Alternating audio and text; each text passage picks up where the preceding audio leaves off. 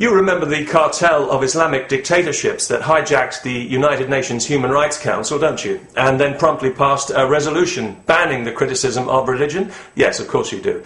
Well, apparently they've decided now that the Universal Declaration of Human Rights gives people just a bit too much freedom and dignity for their liking, and so they've devised their own Islamic Human Rights Charter, which is a bit like Satan getting his own set of pearly gates, and about as convincing.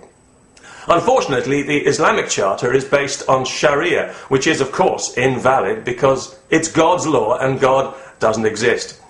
To claim that he does is extremely offensive to those of us who passionately believe otherwise. It's a grave insult to our most deeply cherished beliefs, an assault on the very core of our being, no less, and a violation, therefore, of our human rights, isn't it?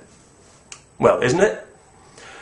Now, all this would be something of a tiresome joke if not for the fact that this nonsense is beginning to have a real effect on our basic freedoms, certainly here in Europe, and Americans would do well to wake up and pay attention to what's going on. Ever since the Islamic countries demanded that Western governments make it a crime to criticize Islam, all over Europe, blasphemy laws and religious insult laws are being used to criminalize freedom of speech. The latest is Ireland, a country that has been literally raped by religion, yet has passed a law protecting it from criticism. Talk about Stockholm Syndrome. Free speech, they tell us, carries certain responsibilities. Well, too true it does.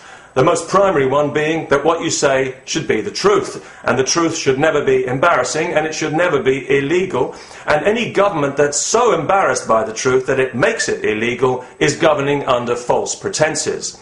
The Dutch government, for example, which is in the process of embarrassing itself by prosecuting the leader of one of the country's largest political parties for the crime of telling the truth. You see, these days in Europe we've become so used to weasel words and double standards that the truth has become distinctly unfashionable. Speaking your mind is now seen as virtually antisocial because some opportunistic crybaby is sure to take offence and throw a tantrum, and that might threaten community cohesion. Now, what has all this got to do with America?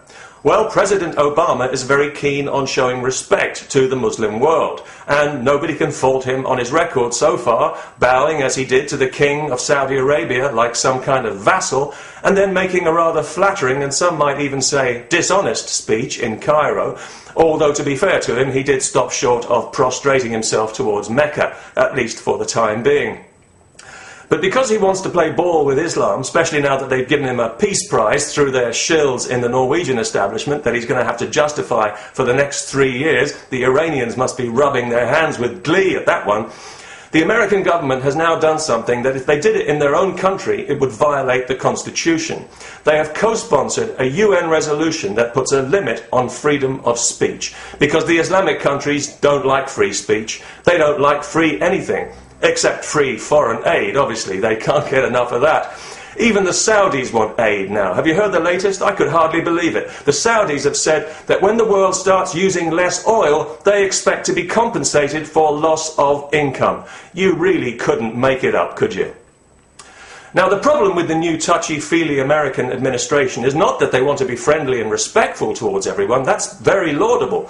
It's just that when you have a moral agenda like that, it can be tempting to cut corners, especially when it comes to inconvenient things like constitutional amendments.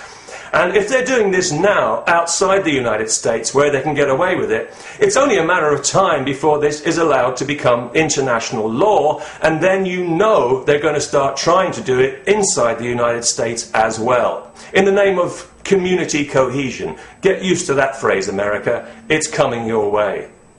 And this matters. It matters a lot. Not only to Americans, but to all of us who see the American Constitution as the anchor for Western civilization, which is what it is. We know that no matter how spineless our politicians are here in Europe and elsewhere, and here in Europe they've barely got a vertebra between them, as long as America's First Amendment remains inviolate, there will always be an oasis of freedom on this planet that Islam cannot touch. But as soon as anyone is allowed to interfere with it, to water it down, to reinterpret, to chip and chisel away at the First Amendment for reasons of religious or cultural sensitivity, then we can wave our civilization goodbye. Americans voted for change at the last election. They didn't vote for surrender. Watch what's happening in Europe, America. Cherish that constitution and don't let Islam anywhere near it, for all our sakes. Remember the words of Mr. Omar Ahmed, co-founder of the Council on American Islamic Relations, who said that Islam is not in America to be equal to other faiths, but to become dominant, and that the Quran should be the highest authority in America. That would be higher than the Constitution then, by my reckoning. You know, if President Obama is serious about showing respect to the Muslim world, then he should pay them the compliment of telling them the truth, that their religion is entitled to as much respect as it gives. Zero. And that with their record, no Islamic country has any business even holding an opinion on human rights, let alone serving on a legislative body, that asking the people of the free world to compromise their fundamental values is far, far more insulting than any set of cartoons or any book could ever be, and that if the Islamic countries had an ounce of genuine honour between them, they would issue a full and unconditional apology. That's what he should say, because that's the truth. Everyone in the free world knows it's the truth, so let's hope the truth becomes fashionable again, before too long. Peace. Oh yes.